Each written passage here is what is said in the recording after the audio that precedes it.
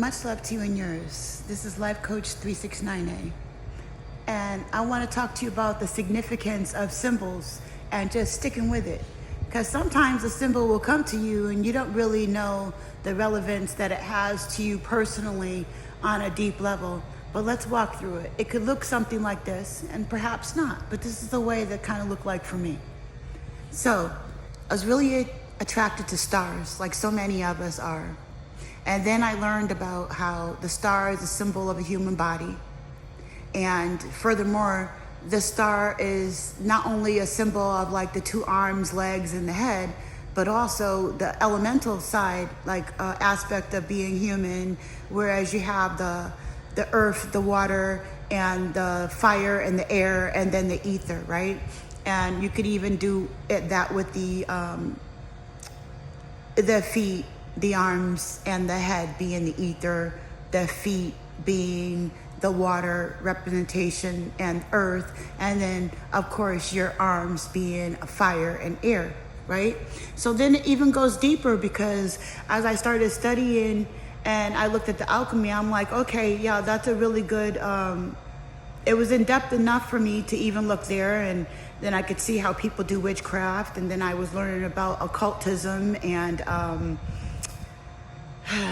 just different things that had to do with the symbolism, like the Masonic symbol with the G and pyramid biff and things like that, and then started learning about the star symbol and how the pentagram and how they try to equate it with Baphomet and the ancient wisdoms, the ancient teachings and spirituality, and how that morphed into what we have today when we look at Mama Wata, just looking at symbolism and walking through that, right? Looking at where that original symbolism came from, and then looking at the magic aspect of it again. I took a class because I was really intrigued about it, and learned about the shadows that the pendulum can cast, and how in magic they use the pentagram for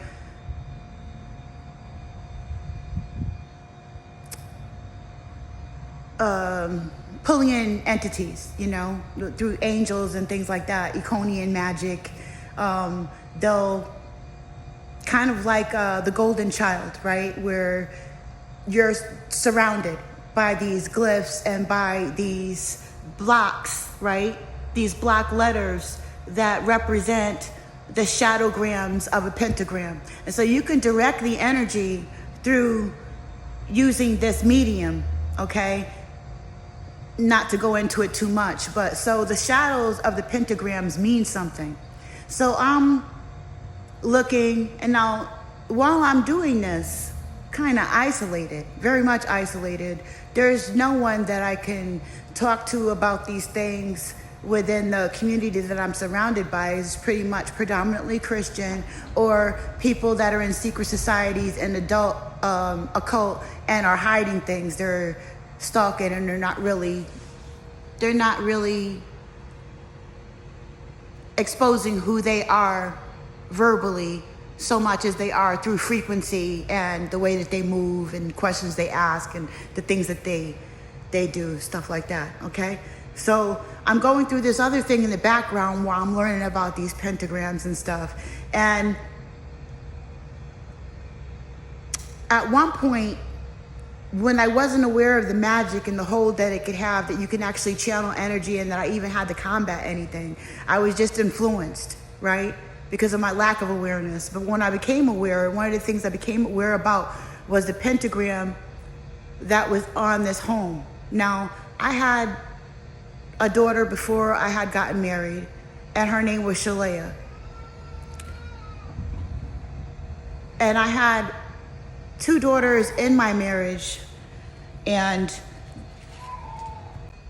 so I want to tell you how this works, all right? How Spirit will speak to you and show you the relevance of the symbology that you're magnetized to, that you keep looking into. It will have some kind of deeper relevance if you just stick with it through like faith, through wanting to have that cohesion with spirit, whatever it is that's talking to you, it'll come to you. So I had 2 daughters, and I had a hard time at one space, well, more than one space, but there's different times that I had a hard time when this magic and these spells and these family curses and stuff like that were getting the best of me. My 2 daughters were taken away, and they were put in this group home for children.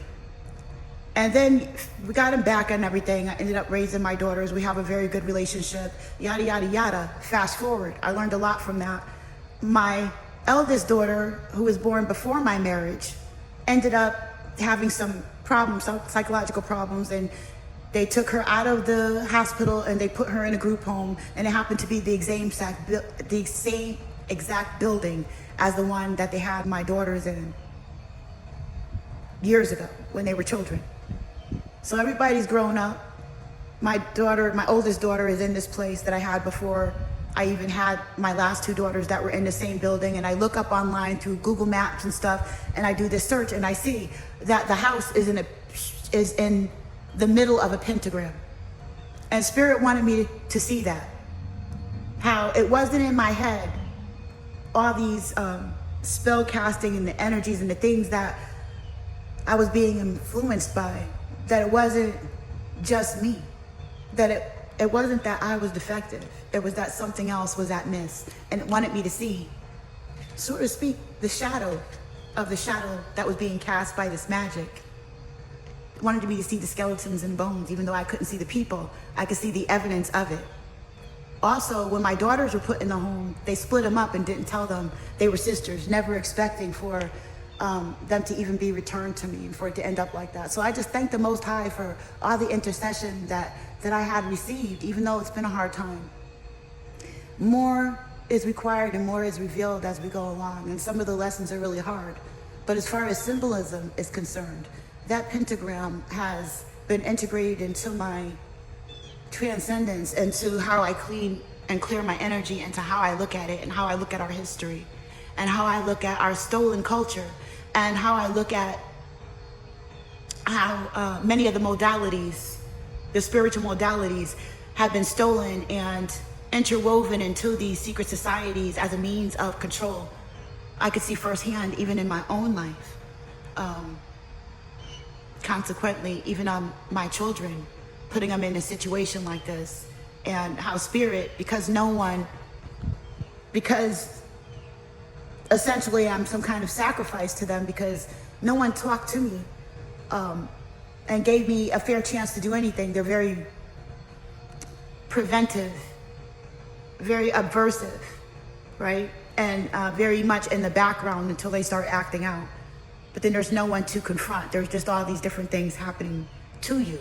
But if this is you, you just hang in there and use your meditation techniques, use your inner knowing, and develop your relationship with Spirit, and they'll talk to you. So they didn't go through all that with me or my children as far as trying to restrict us spiritually if we weren't strong.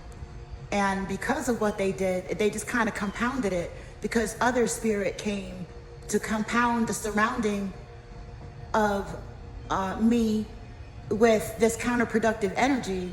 Then other things stronger than that had to intercede, because they're grouping together and using that group law where their energy is compounded.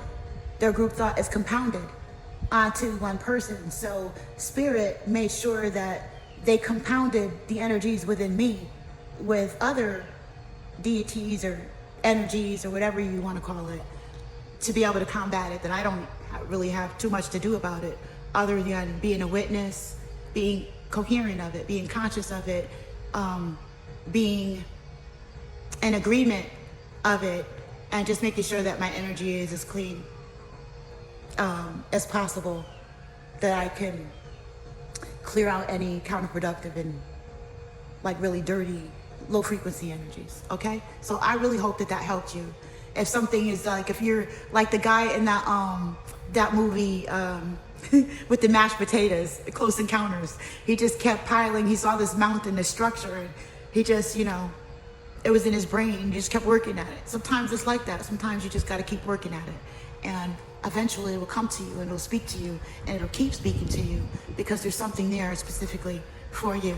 So maybe yours is mountains, maybe yours is pentagrams, maybe yours is spirals, maybe it could be anything. But whatever it is, pay attention to it. Don't run from it, and just explore it. And start to look for the history of where this symbolism originally came from. And just, check it out, explore yourself. Explore where these inner impulses, desires, this navigation, this magnetism that's pulling you to explore. Check it out, allow yourself to explore. And so you start to see these things, and it can be pretty surreal. There's no one to run to.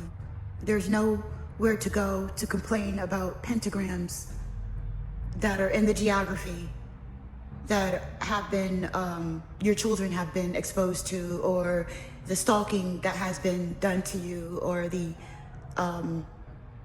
there's no one to confront, okay? So you're gonna have to hold your own. But it'll help you get more serious about these things, and it'll help you see the validity of these things and contemplate consciousness and thoughts and group thought and the things that you think a lot more seriously, and how serious and how important those things actually are. And that can be enough to change the tides,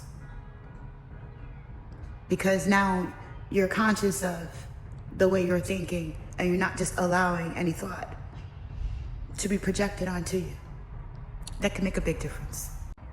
And what I mean by surreal is, you might be sitting there as you're exploring whatever symbolism has come to you from your unconscious mind to your forefront that you've started to explore, and be like, you see the magic behind it. You may see how it's influenced your life, and you see a hidden hand, and you're like, why me? I'm just an ordinary person. But when you see these things, the contrast of it shows the relevance of you may be like asking yourself questions like I did, like, what's so important about you where they would do all this? Then it's time to go back and pay attention to your dreams and your visions. It's time to take the voices and the inclinations that you're having a lot more seriously. It's time to decipher your name and do your numerology. It's really time to take a deeper reflection and more responsibility for your energy. Because obviously, the struggle, the fight, the duality has come to you, where you see that you weren't freely roaming about, just freely thinking whatever that you wanted to think. You see the interference. And so that could be a good thing. Don't let it scare you. Let it validate you, right? And in order for me to let it validate me, I had to embrace those energies, to let them empower me and strengthen me, and to ground me in it, so that I could pay attention to that and nurture that and grow those messages, that information, to cultivate that, rather than to let that be the predominant voice, energy, and strength as a porthole, rather, or versus than the opposing things going on around me, like gang stalking, fire trucks, internet interference, people doing noise campaigns, and